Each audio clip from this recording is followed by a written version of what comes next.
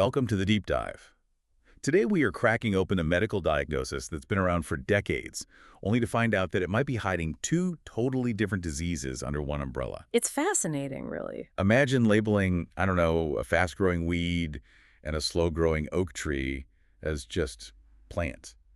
I mean, you're technically right, but you're missing everything that actually matters about them. That's a perfect analogy. Our source material today is a study that takes a hard look at classic invasive lobular carcinoma, or ILC, of the breast. It's a really common diagnosis. A very common one. And the precision we all thought was there is now being seriously questioned. And the stakes couldn't be higher. We're talking about two conditions currently lumped together that have radically different long-term survival rates. It's a staggering difference. So our mission today is to unpack why. We want you to understand the biology behind this split and see why getting the terminology right based on imaging is just mission critical for patients. Precisely. Let's get into it. So to start, what is the official textbook definition of invasive lobular carcinoma? Okay, so the World Health Organization defines it based on what the cells look like under a microscope.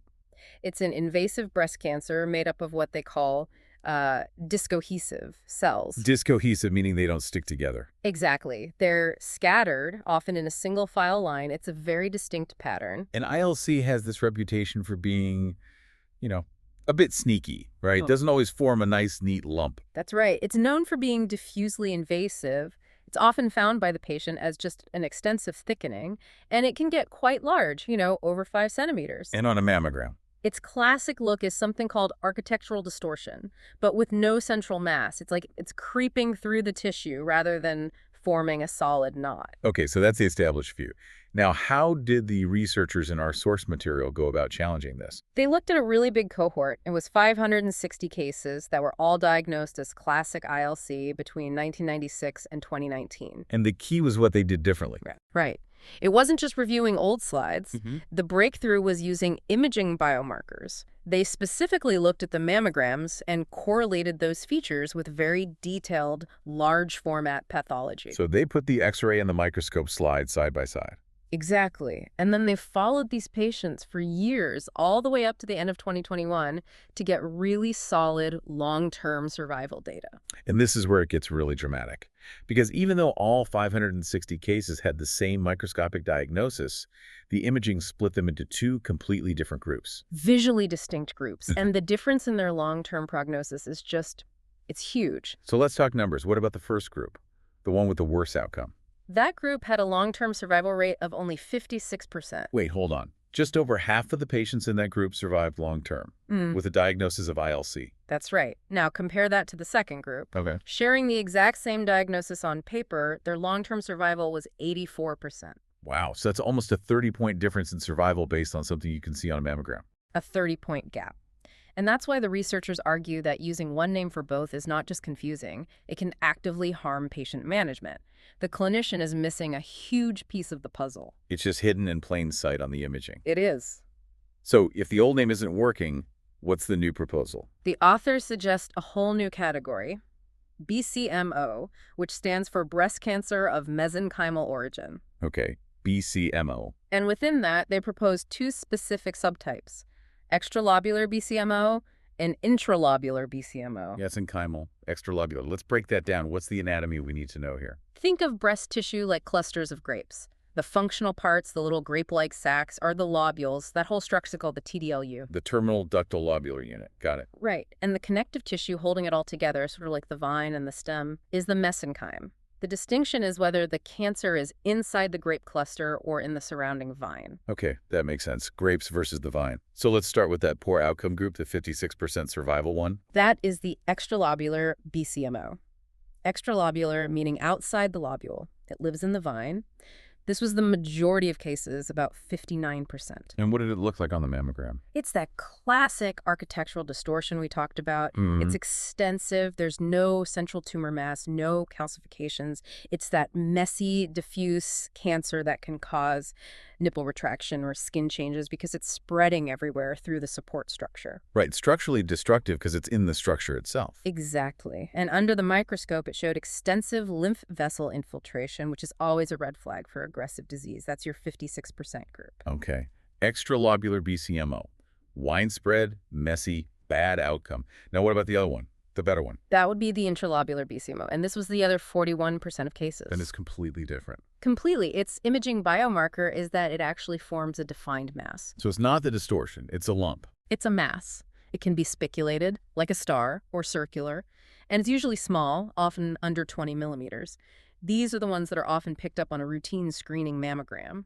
Sometimes it's just a tiny density, less than a centimeter. So one is a big thickening you might feel, the other is a small spot you see on a screen. And that's the whole diagnostic key.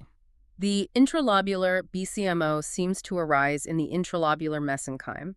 It stays confined within the grape cluster. And the outcome confirms it's a different disease, 84% long-term survival. Yes, the hazard ratio between the two groups was 4.68, which, to put it simply, means the extralobular group is nearly 5 times more likely to have a fatal outcome. That is the power of precision. So this huge survival difference made the researchers dig even deeper into the why. Why is the original name lobular carcinoma a misnomer? Because the name itself implies an origin, right? Lobular carcinoma suggests it starts in the lobules. In the lining cells, the epithelial cells of the little grape sacs. Correct. The traditional thinking was a clear progression. Normal cells, then a pre-cancer called LCIS, then invasive ILC. But the study's findings they don't support that at all. What did they see under the microscope that was so contradictory? This is the craziest part.